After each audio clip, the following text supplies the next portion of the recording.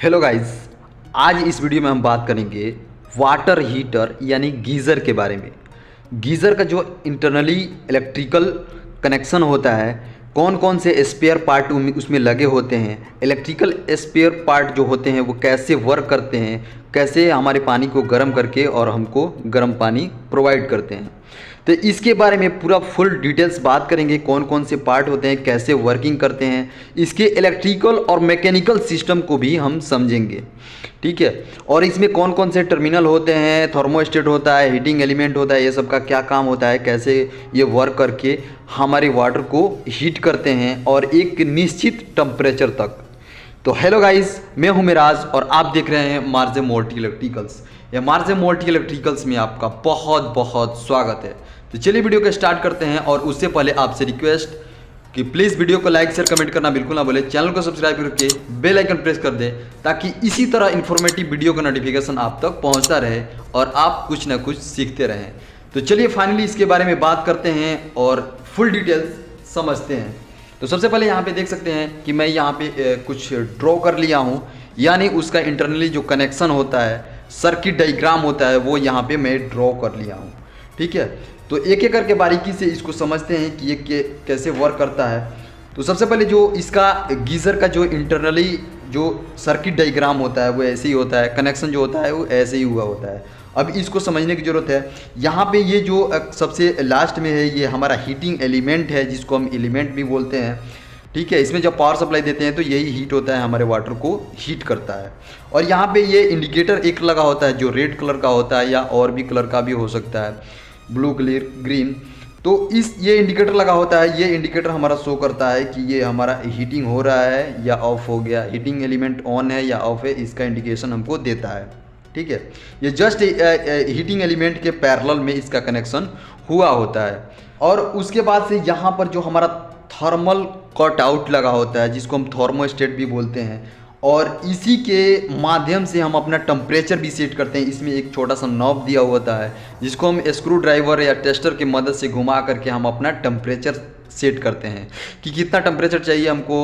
उस हिसाब से उसको घुमा करके नॉब को हम अपना टेम्परेचर सेट करते हैं, हाई या लो, कितना चाहिए, मीडियम चाहिए, वो उसी के द्वारा, ये थर्मोस्टेट के द्वारा हम अपना एडजस्ट करते हैं। तो यहाँ पे हम लोग को एक जो बॉक्स मिलता है, यानी कनेक्शन टर्मिनल बॉक्स मिलता है, वहाँ पे हम लोग को 3 कनेक्टर देखने को मिलता है और 3 लाइन वहाँ पे हमको कनेक्ट करना होता है, यानी 3 वायर वहाँ पे कनेक्ट करना होता है। तो सबसे पहले जो हमारा लाइन के लिए एक टर्मिनल होता है, वहाँ पे हमको फेज कनेक्ट करना होता है, और एक अर्थ के लिए होता है जो येलो ग्रीन या येलो वायर कनेक्ट करना होता है, जो अर्थ के लिए होता है। और सबसे इम्पोर्टेंट चीज़ इसमें कि अर्थ आपको बहुत ही इंपॉर्टेंट होता है वाटर हीटर में, क्योंकि कहीं से भी अगर यहाँ पे लीकेज होता है, लीकेज वोल्टेज होता है, तो वो बहुत ही हार्मफुल होता है और किसी बंदे की मौत भी हो सकती है। जो आदमी वो नहा रहा होता है, तो इसमें अगर सपोज मान के चलिए इसे लीकेज वोल्टेज आ गया इसके बॉडी में, तो इसके बॉडी से होते हुए वाटर में भी पूरा पानी में, जहाँ तक पानी इसका फ्लो हो रहा है वहाँ तक करंट पहुँच जाता है। तो इसके लिए इसमें अर्थिंग का वायर देना और अर्थिंग, प्रॉपर अर्थिंग यहाँ पे देना बहुत इंपॉर्टेंट होता है, ताकि कोई भी लीकेज वोल्टेज आए तो उसकी वजह से ये हमारा हीटर वर्किंग ना करे, ऑफ हो जाए। तो इस सिचुएशन में इसका बहुत ही इंपॉर्टेंट रोल होता है और इसको रखना चाहिए। उसके बाद से एक ब्लैक वायर हम कनेक्ट करते हैं, जिसको न्यूट्रल वायर बोलते हैं, न्यूट्रल टर्मिनल होता है वो। तो ये 3 वायर इसमें कनेक्ट करना होता है। अब ये वर्किंग कैसे करता है, सबसे पहले हम यहाँ पे फेज और न्यूट्रल सप्लाई देते हैं। जब ऑन करते हैं हम गीज़र को या वाटर हीटर को, तो सबसे पहले न्यूट्रल इसके डायरेक्ट हीटिंग एलिमेंट पे पहुंच जाता है और इंडिकेटर पे भी पहुंच जाता है। ठीक है, और फेज जो हमारा होता है वो थर्मोस्टेट से हो करके हमारे हीटिंग एलिमेंट और इंडिकेटर तक पहुंचता है।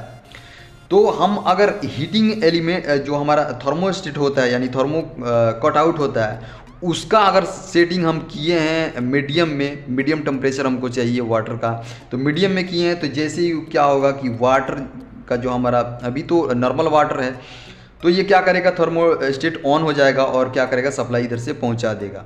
ठीक है, ये थर्मोस्टेट इसका जो सेंसिंग टील होता है वो अंदर होता है, यानी गीज़र के अंदर होता है, आप इमेज में देख रहे होंगे। इस पे स्क्रीन पे शो हो रहा होगा, कुछ इस तरह से इसका कंस्ट्रक्शन होता है। ठीक है, तो इसका टिल अंदर होता है जो सेंस करता है कि हमारा वाटर कितना हीट हुआ, कितना टेम्परेचर हुआ, उसके हिसाब से क्या करता है वो सेंस करके और थर्मोस्टेट को ऑफ कर देता है। जैसे ही हमारा मीडियम में हमारा हीट हो गया वाटर, उससे वो टिल क्या करता है सेंस करके और उससे हीटिंग करके ये थर्मोस्टेट को ऑफ कर देता है। ठीक है, जिसकी वजह से इधर से फेस सप्लाई रुक जाता है और हमारा इंडिकेटर भी ऑफ हो जाता है, जिससे हमको पता चलता है कि हाँ यहाँ पे हीटिंग हमारा गीज़र ऑन ऑफ हो गया। अभी हमारा वाटर हीट करके और ऑफ हो गया। ठीक है, जैसे ही अब आप नहाने लगते हैं, हम पानी यूज़ करने लगते हैं, वैसे ही पानी ख़त्म होने लगता है और नीचे से पानी, ठंडा पानी हमारा गीज़र में पहुंचने लगता है। तो कुछ इस तरह से इसका इंटरनल कनेक्शन होता है और वर्किंग होता है। उम्मीद करता हूं कि मैं बहुत अच्छे से समझाने की कोशिश किया हूं, आपको समझ आएगा। तो इससे रिलेटेड कोई भी इंक्वायरी या क्वेश्चन हो आपको तो कमेंट बॉक्स में आप ड्रॉप कर सकते हैं, मैं उसको रिप्लाई करने का कोशिश करूँगा। तो मिलते हैं इसी तरह एक और के कमाल की वीडियो में, तब तक के लिए जय हिंद, थैंक्स फॉर वॉचिंग।